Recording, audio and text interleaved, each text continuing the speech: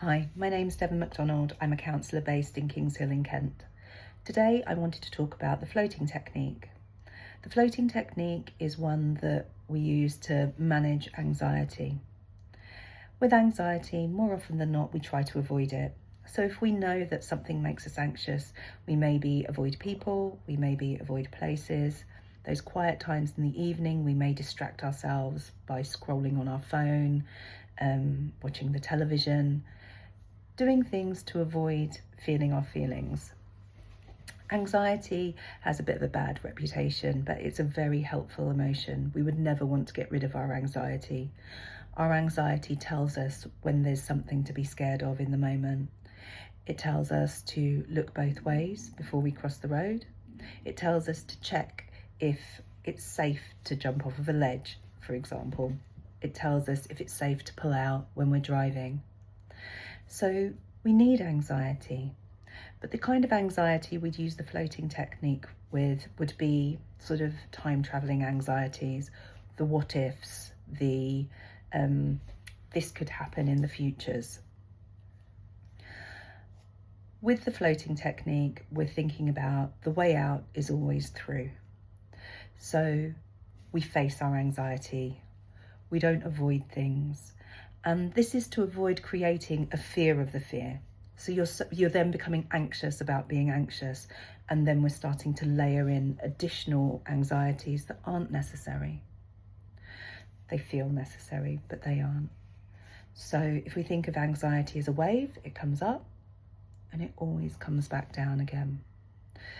No matter how chronic someone's anxiety is, it's really not heard of very often, if at all, that someone becomes anxious and panics and stays at the top and never comes down again. So whilst our anxieties may remain, that wave of emotion always comes back down again. And it's important to remember that. So we face our anxiety. What are the thoughts that are coming? What are the bodily sensations? What are the emotions that are coming with this? We notice them, we accept them, and we breathe through it. Nice, slow breaths all the way down through the navel. In for the count of 4, hold for 2, and out gently and slowly for the count of 8. Some people find that hold at the top and the very, very deep breathing slightly triggering. If you find that, just breathe normally, but stay partially in the now. So your anxiety is going to want to pull you into the future. Stay present where you are as well. Maybe notice all these thoughts on a cloud or several clouds and imagine them going past as they come and go. Or you may imagine a small stream and little paper boats holding these thoughts, these anxious thoughts, and allowing them to drift away. Stay calm in your body. Take deep breaths, let go of tension, and just notice. Just notice.